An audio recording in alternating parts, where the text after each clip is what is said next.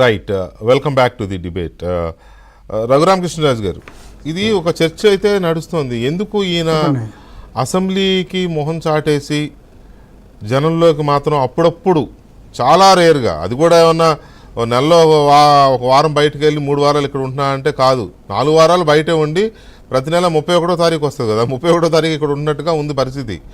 So ఎందుకు అలా ఆయన బిహేవ్ చేస్తున్నాడు, అసెంబ్లీకి ఎందుకు మొహం చాటేస్తున్నాడు అంటే మీ అబ్జర్వేషన్ ఏంటి, అనాలిసిస్ పోని?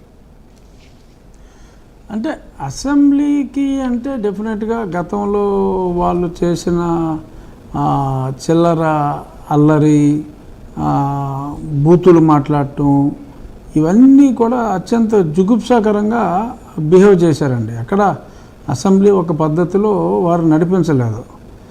ఇప్పుడు అదంతా కూడా రిటాలియేషన్ ఉంటుంది అనే ఒక ఫోబియాతో ఆయన ఉన్నాడేమో అని నాకైతే అనిపిస్తుంది. బట్ అది సంస్కారవంతమైన పార్టీ, అటువంటి ఫోబియా జగన్కి అవసరం లేదు.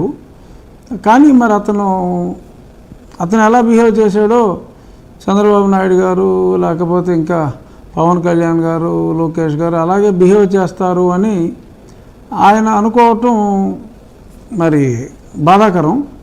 ఎందుకంటే మరి ఇప్పుడు సభాపతిగా మా అచ్చెన్నాయుడు గారు ఉన్నారు, ఉపసభాపతిగా నేనున్నాను. డెఫినెట్గా మా శాసనసభ్యులు సార్ అదే అయ్యన్న పాత్రుడు గారు మా బాసు. సో ఇప్పుడు అంతా సవ్యంగా ఉంటుంది, సభ్యతగా ఉంటుంది. సభాపతి గారితో సహా, సభ్యులతో సహా, శాసనసభ పక్ష నాయకుడితో సహా అందరూ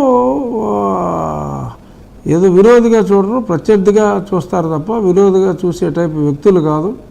కానీ మరి ఆయనలాగానే అందరూ ఉంటారనే ఆ భయం ఆయన్ని వెంటాడి రావడానికి ఆయన జంకుతున్నాడు.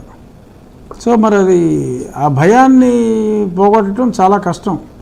అక్కడికి నేను మొట్టమొదటి రోజే నేను చెప్పాను జగన్మోహన్ రెడ్డి గారికి, ఒక తోటి శాసనసభ్యుడిగా, అప్పుడు నేను ఉండి శాసనసభ్యుడు